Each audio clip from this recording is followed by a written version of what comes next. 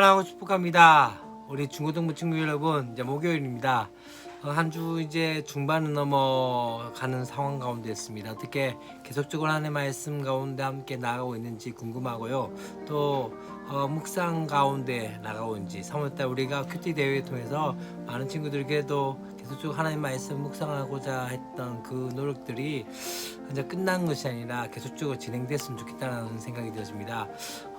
묵상은 우리의 삶 가운데 하나님께 우리의 중심을 두는 그러한 시간의 증거라는 것을 생각하시고 그렇게 계속적으로 하나님 말씀을 잘 묵상해가며 또한 그 가운데서 은혜를 누리는 저와 여러분이 되었으면 좋겠다는 생각이 들어집니다. 오늘 우리가 함께 볼 말씀은 역대상 17장 1절부터 15절까지의 말씀입니다. 이제 여호와의 법궤가 이제 다윗성에 들어오게 되어지고 그 가운데 성막 안에 들어가게 되어진 것들을 보게 되어집니다.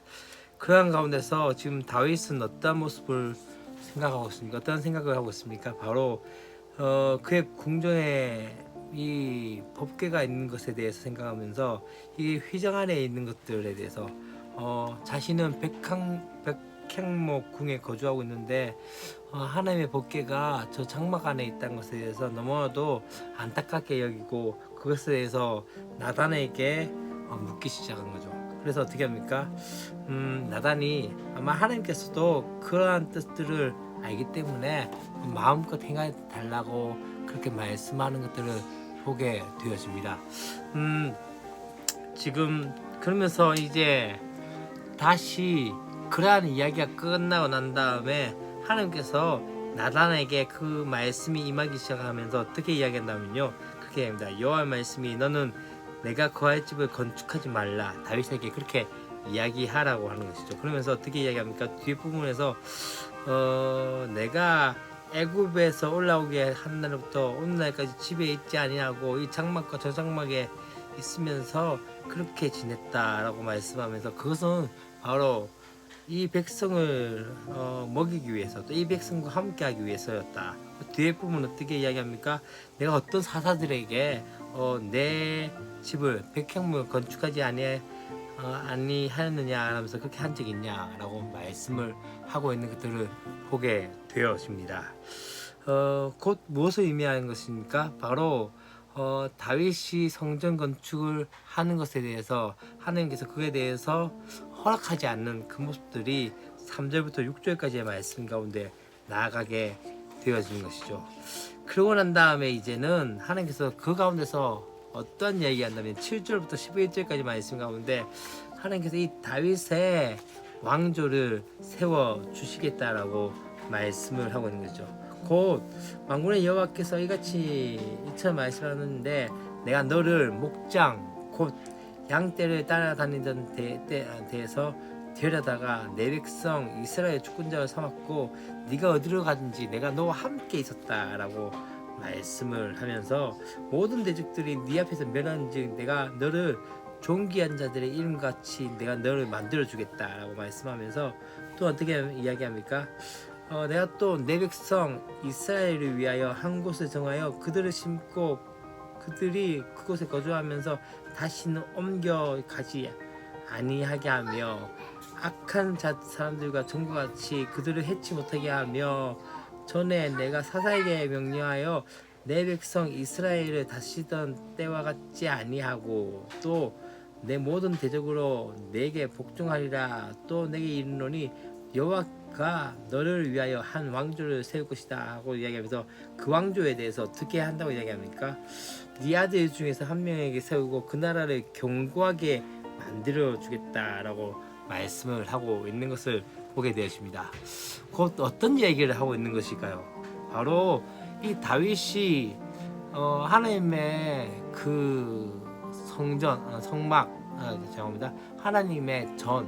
하나님의 성전을 짓고자 하는 그 마음에 대해서 하나님께서는 그것에 대해서 성전을 짓지 못하게 할 때 대신에 그가 가졌던 그 마음에 대해서 기뻐 받으시면서 무엇을 이야기한다면 내가 너를 통해서 한 왕조에 그렇게 한 국가의 왕으로 만들 뿐만 아니라 너의 왕조를 세워 주겠다라고 말씀하고 있는 것을 보게 되어지죠.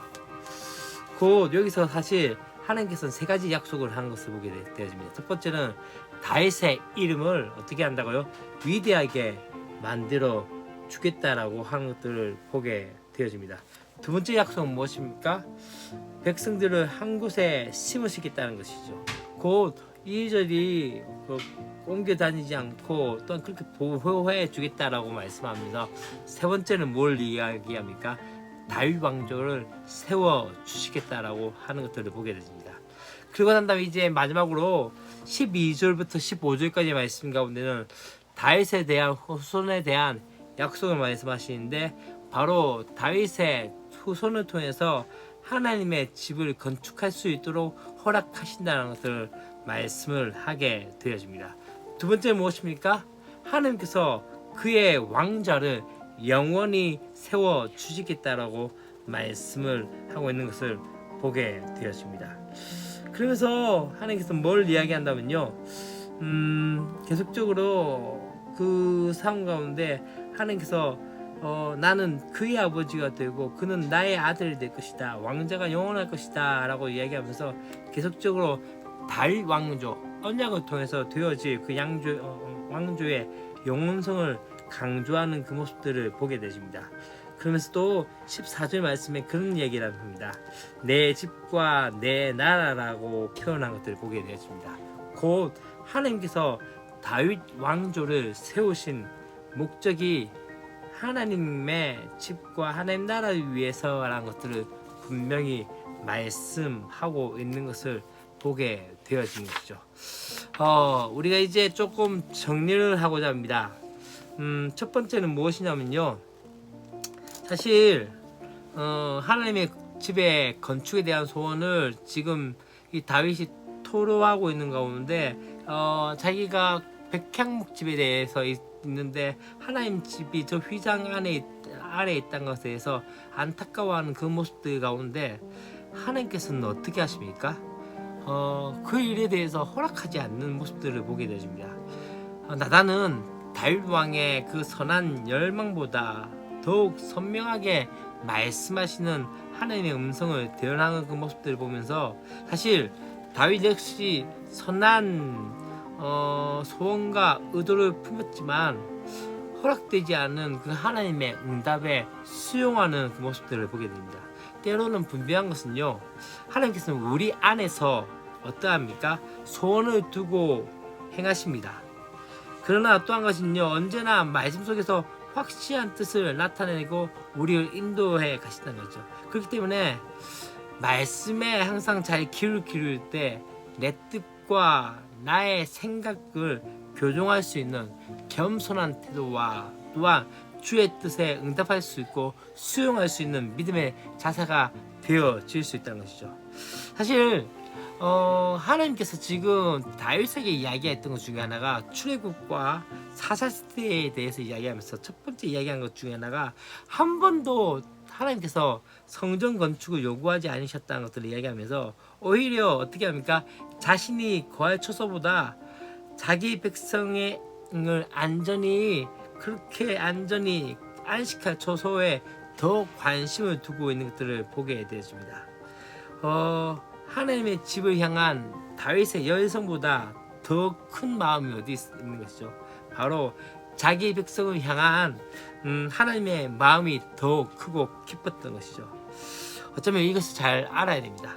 하나님을 위한 일보다 더 중요한 것은 하나님을 아는 일에 먼저 힘써야 하는 이유가 여기 있는 거죠.